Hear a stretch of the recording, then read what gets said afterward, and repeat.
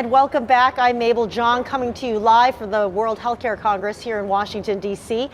Up next, a very special guest, a funny one, the author of Finding the Funny Fast, How to Create Quick Humor to Connect with Clients, Coworkers, and Crowds, by Jan McInnis.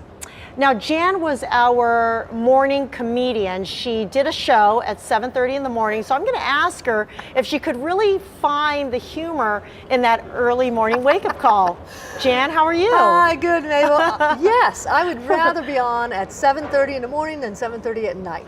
Okay, they're fresh, they're not drinking, you know. And did the audience find that funny, being up that early to hear you? The people that braved it and got up had a great time, yeah. And it was my humor keynote, so it wasn't just joke, joke, joke.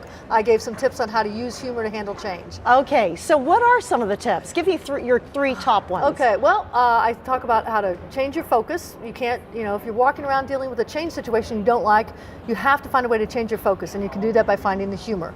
I talk about getting the big elephant out on the table. You know, if you sit down to a staff meeting and you've just had some big change, layoffs, you know, budget cuts, no more free coffee, something like that, and you're not going to talk about it, guess what? Everyone at the table is sitting there thinking about it, and they're not going to listen to what you're saying because they're going to think you're not paying attention to what they're going through. So you can use humor just really quickly to address it and move on. Okay, so give me an example.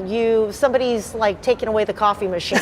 People are really upset about that. You know what? You want to address it. A quick way comedians address things is we take a quick survey. Like if something happens on stage that isn't conducive to comedy and I have to go follow it, I can't go right into my act. So I'll go out and say, hey, quick survey, how many people think, blah, blah, blah. And it instantly gets people laughing. I use the example, I was doing a program, a comedy show for a big corporation, and it was right after the Super Bowl, and the boss, I guess he'd spent his whole Super Bowl Sunday watching the game and then making this really not so interesting analogy between life and the Super Bowl, and he's, you know, we're on the 50-yard line, we're going to the end zone, and so he went out there and people were kind of falling asleep, and he knew he was bombing, so he ran off and pushed me out there. And I can't just start into my act with that, so I used the survey. I went out and said, hey, quick survey, how many people hope next year during the Super Bowl Bill does like the rest of us and just drinks a beer?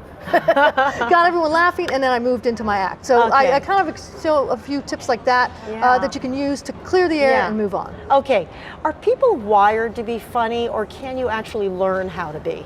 I think it's sort of a combination of both. You know, there's comedians, Robin Williams, that always on, and they're really wired. But I think also comedians, it's a skill that you practice, and we know where to look.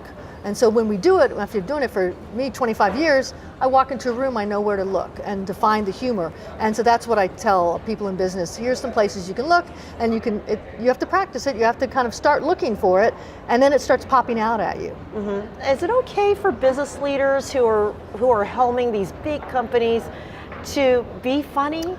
I think it is. I think people aren't, first of all, they're not expecting you to be belly laugh funny like a comedian. I think it's a great way to open up lines of communication, let people know that, you know, connect instantly with people, let them know that you're a good guy or good girl, you know. You don't have to be belly laugh funny, you don't have to come in with joke, joke, joke.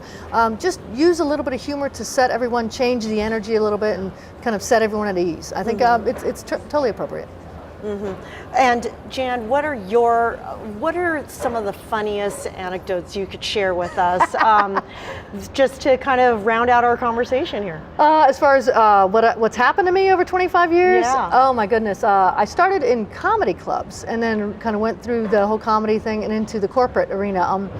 Probably just some of the setups I've been involved with have been kind of odd. I did one show where it was about 800 people, and they said, we want to make sure everyone can see you, so we're going to put you on a pedestal in the middle of the room, and people are going to sit around you, and you're going to spin and tell jokes. Okay, that already work. Seems funny. It worked, but I would never want to do it again. Jan McInnis, so we're going to have to leave it there. It sounds like people need to catch your show or read your book. Absolutely, thank you. Thank you so much, and thank you. Stay tuned. We have Dr. Imelda Daconis coming up next.